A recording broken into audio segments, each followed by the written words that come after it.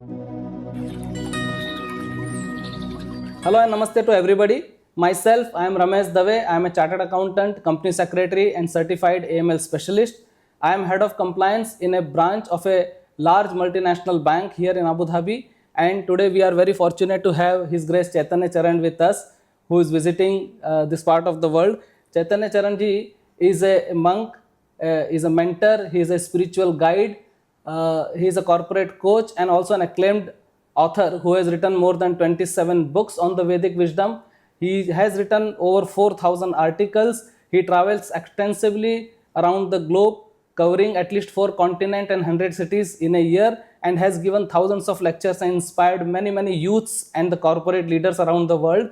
He has also been invited to speak as a TEDx speaker, also at various companies like Google, Microsoft, Intel, and many prestigious universities like Stanford University, Harvard University, and others. So it is our great fortune that he is here. And very recently, he has written this one very wonderful book called Gita for the CEO by Chaitanya Charan. So Chaitanya Charan ji, welcome.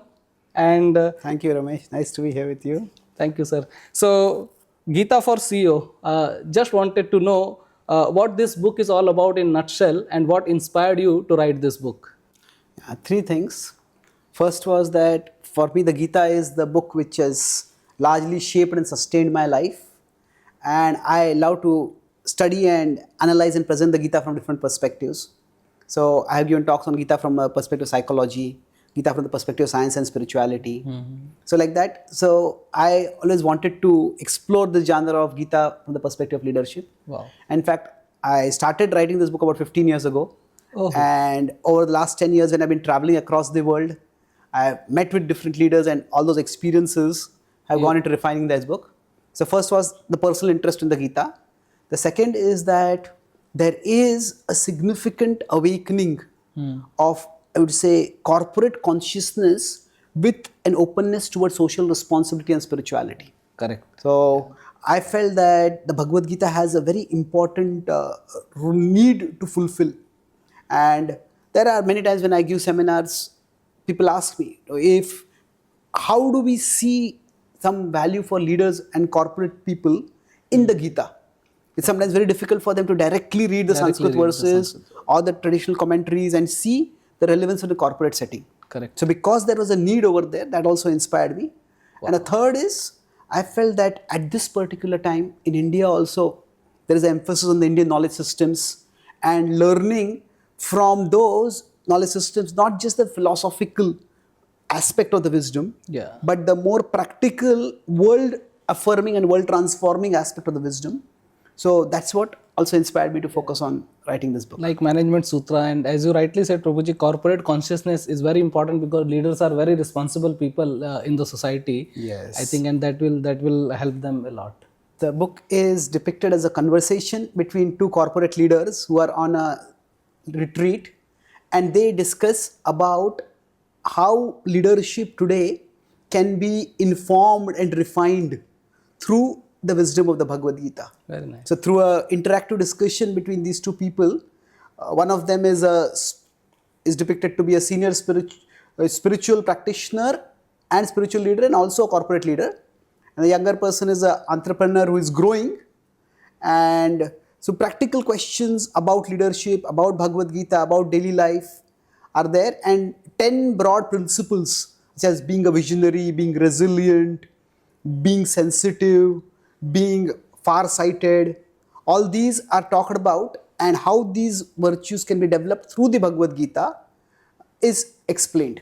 Wow, that sounds very interesting. So how is Bhagavad-Gita is related to leadership, Prabhuji? Well, 3 broad ways. First is the Bhagavad-Gita is a conversation between leaders. Yes. Krishna and Arjuna themselves are leaders in very significant capacities.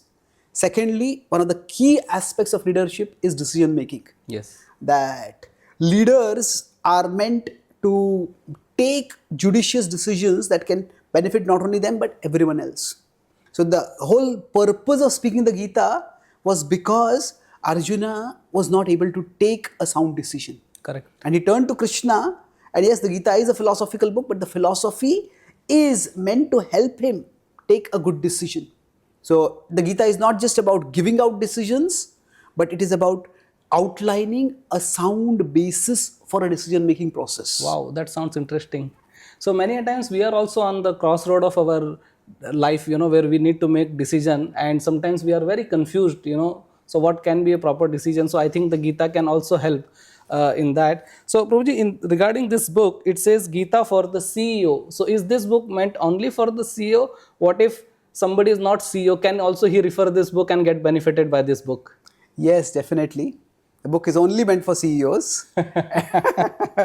And everybody is meant to be a CEO of their own life. Wow. Isn't it? Correct. We have to be the chief executive officer for our own life. Nobody can help us unless we take responsibility. As they say, even God helps those who help themselves.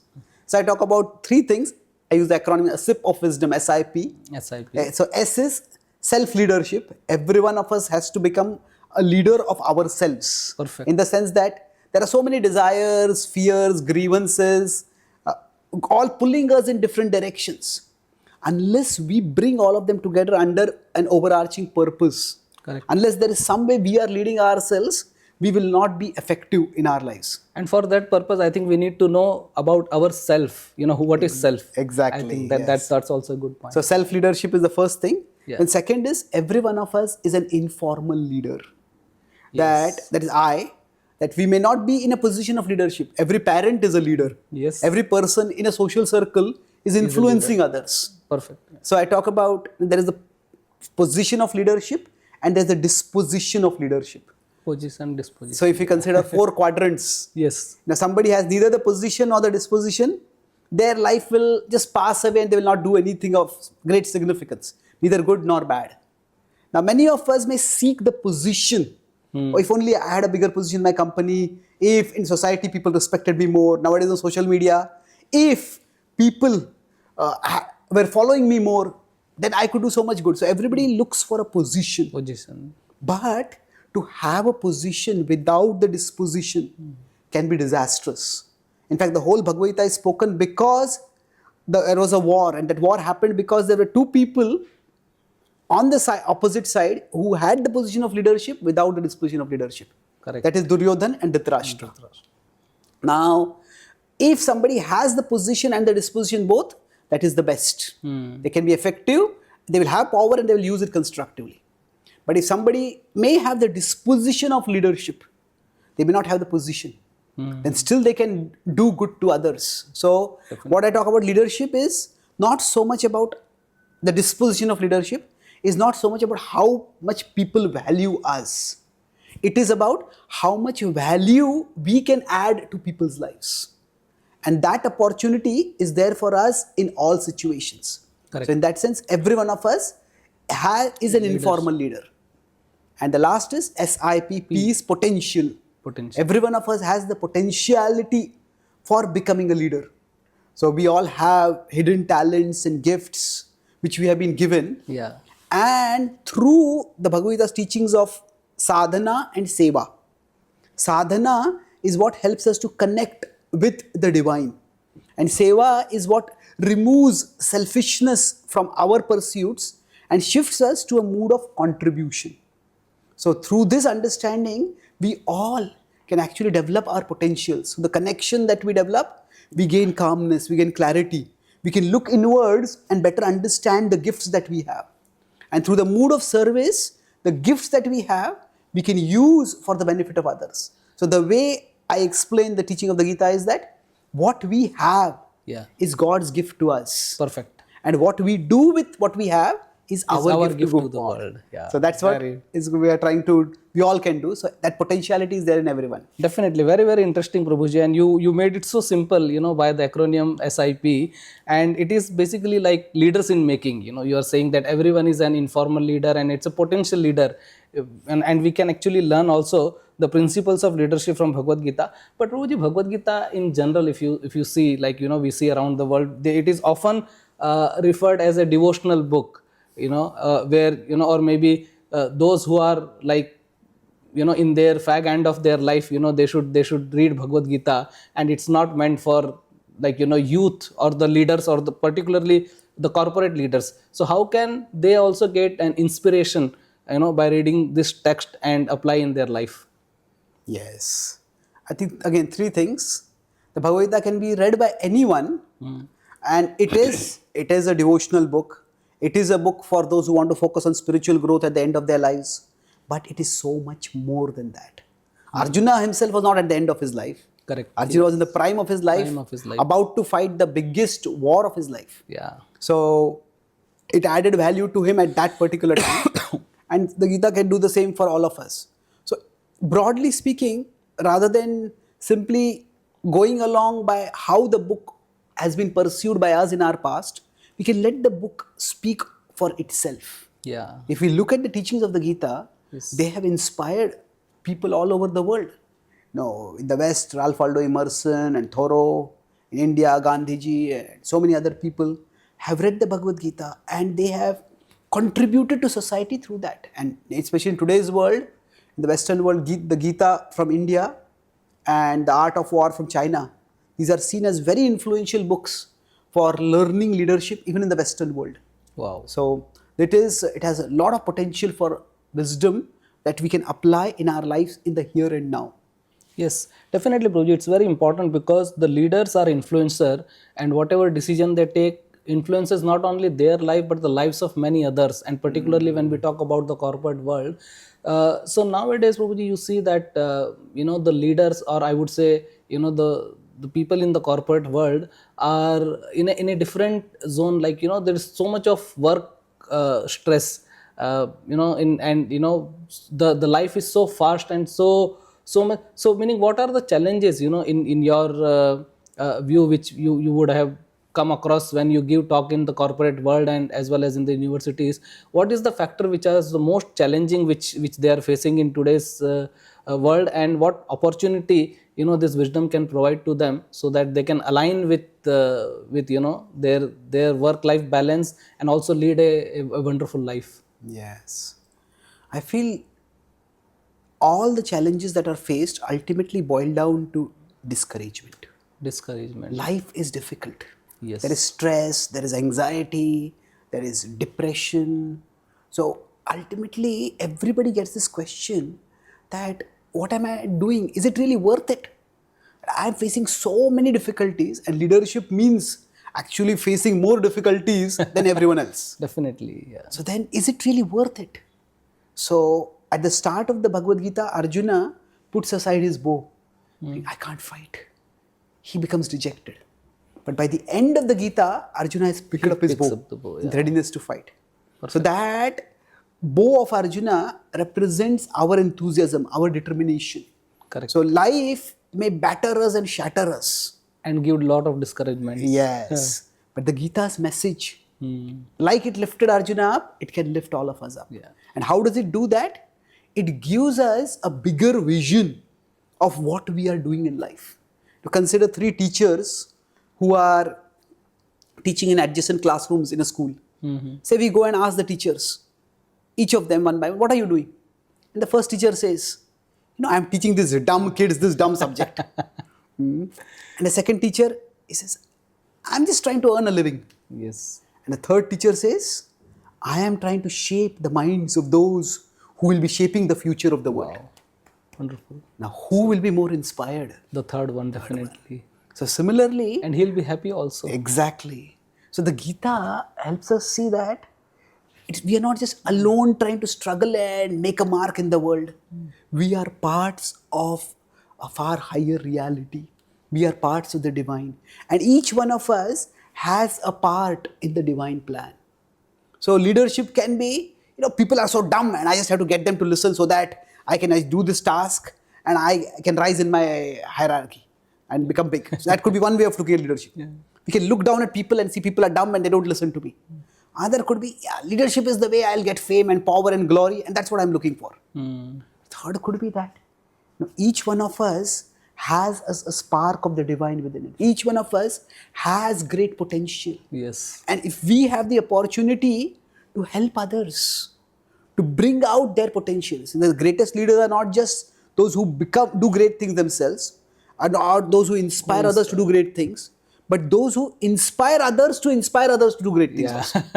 So, Yeah, if we can do that, and each one of us has the potential to do that, our life can be an means by which higher wisdom and higher energy can act through us. And we can become an instrument of divine compassion, of divine creativity, of divine agency for bringing about a better world externally and a better heart internally. Wow, very So nice. that is how the Gita gives us a grand vision for our life. And by the grandness of that vision, the discouragement that can come from our immediate challenges in life can be overcome. Wow.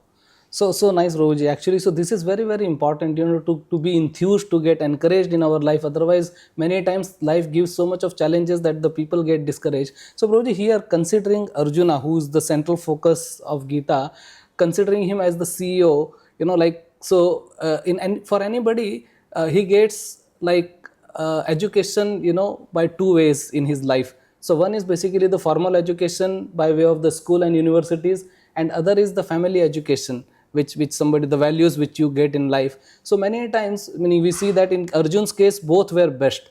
The family education was given by none other than Bhishma Pitama, who himself was, disciple of Brahaspati, and also he got formal education from Dronacharya, which was like Harvard University at that time for Arjuna. Still, he was not able to make a decision in his life. So many a times, my question is coming that the CEO or the leaders might have best of the education in their life, but many a times there is something which actually prevents them to actually take the right decision, or maybe to control over their emotions and all those things. So will this book, or maybe Bhagavad Gita in general, will help in this situation? Yes, definitely. One of the things that the Bhagavad Gita acknowledges is that life is tough. Yes. And life is tough not just because difficulties come in our life. There are three levels. One is bad things happen to us. Yes. That is difficult to deal with. Bad things are done to us by somebody. That is, first is adversity. Yes. Second is atrocity. Atrocity. But the most difficult situation is when bad thing has to be done by us. That means we are in a situation Yes. where we just don't have any good choices. Somebody is the leader of a company and the economy has gone down and they have to fire people. They don't want to, but they have to. Yes. So that is the time when responsible people suffer from agony. The agony of making difficult decisions. Correct. So Arjuna had adversity, atrocity throughout his life. But at the time of the Bhagavad Gita, he faced agony.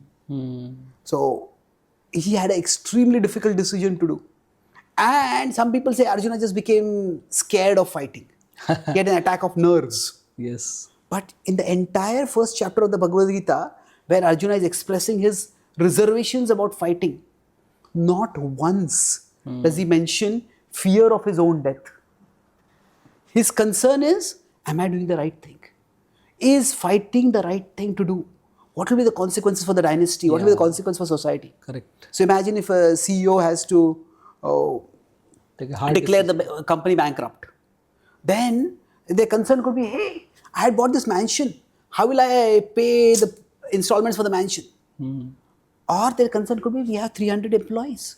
What will happen to their families? Their lives, yeah. So the anxiety might be there, but the level of anxiety also reveals the level of responsibility of a person. Okay, yes. So Arjuna's anxiety also shows his responsibility.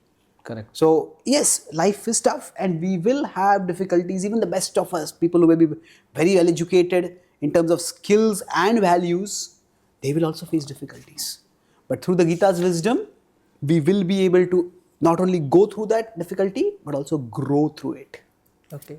Thank you so much, Roji. Just a very last question, which generally is there in everyone's mind. Many a time people, particularly those who are in the corporate world or who are very workaholic actually, they just say that work is worship.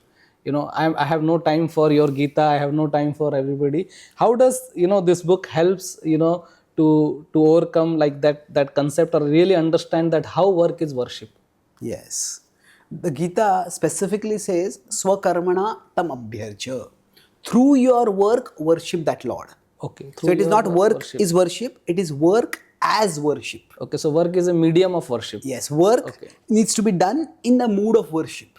Perfect. So now work is worship can be good as an ethical principle that no worker should be demeaned because you are doing a low quality work. So everybody should be respected. So for all respecting all work and all workers, that is a fine ethical principle. But it's not a philosophical principle. Okay. Why? Because work engages and entangles us in the world Correct. and it consumes our consciousness. A person who is constantly working will hardly ever think of worship or think of any higher reality. We can He will not get time, bro. yeah, will not even time. Along with that, the mental space will not be there. Space will not be. We can pretend that I'm doing it all for God, but the God that we are working for will be our own ego in due course of time. What they say, every good cause, every often noble intentions start off as a good cause, but after that they just become a business and then they become a racket. So unless we have time exclusively devoted for having our spiritual connection through worship done exclusively, our work will not be done in the mode of worship. Correct. So the Gita says, Mam anusmara yudhyacha. Remember me and fight. So the remember me part is the connection that we establish. That is the sadhana. And the fight is the contribution, the seva. So yes, when we give time for worship exclusively, then we will have the consciousness by which even our work can be done in the mood of worship. Wow.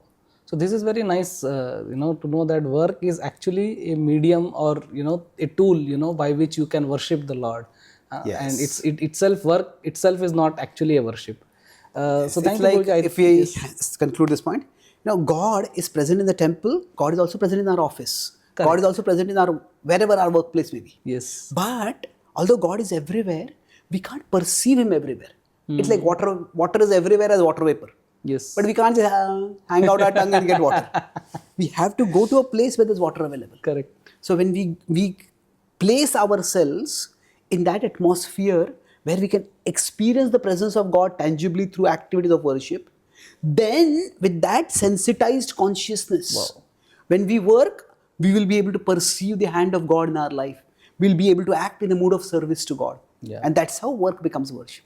Thank you, Prabhuji. So I think these are such a wonderful concept which I think you have enumerated in this book, and also it will definitely help all the leaders and the CEO, as you very rightly said. Indeed, I learned this concept today that everyone is CEO in their own life because they are CEO of their own life, their own self. So I think I'm sure, Prabhuji, this book is going to inspire everybody who are the CEO of their own life, and also the corporate leaders, the corporate world CEOs. And thank you for having time with us, and looking forward to go through this book and also to share this book with many of my corporate friends. Thank you so much. Thank you so much.